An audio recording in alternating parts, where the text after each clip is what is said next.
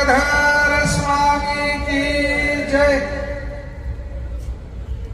श्री ब्रह्मविद्या सेवा मंडळ मुंबई यांच्या वतीने संपन्न होत असलेला श्री ब्रह्मविद्या प्रवचन सोहळा रौप्य महोत्सवी वर्ष, खऱ्या अर्थाने या कार्यक्रमाचा समारोप उद्या होत आहे, परंतु आज त्या कार्यक्रमाच्या पूर्वसंध्येला या ठिकाणी उपस्थित राहण्याचं सौभाग्य मला लाभलं।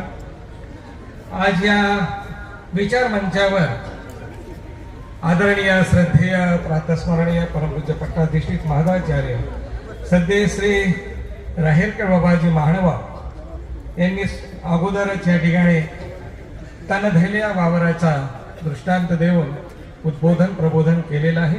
परंतु या महादाचार्य सरदेशी कारंजेकर बाबाजी महानुभाव अध्यक्ष अखिल भारतीय महानुभाव परिषद, त्याचप्रमाणे महाराष्ट्र राज्य साहित्य संस्कृती पुरस्कार प्राप्त असलेले आणि एक ज्ञानोबा तुकाराम पुरस्कार प्राप्त असलेले, आपल्या सर्वांनाच सुपरिचित असलेले विचारवंत चिंतनी या कार्यक्रमाच्या माध्यमातून संपूर्ण भारतवर्षातील मुक्षूंना खऱ्या अर्थाने परमेश्वराच्या मार्गामध्ये दृढ करणारे आदरणीय श्रद्धेय प्रातस्मरणीय परमपूज्य श्री बाभळगावकर बाबाजी शास्त्री,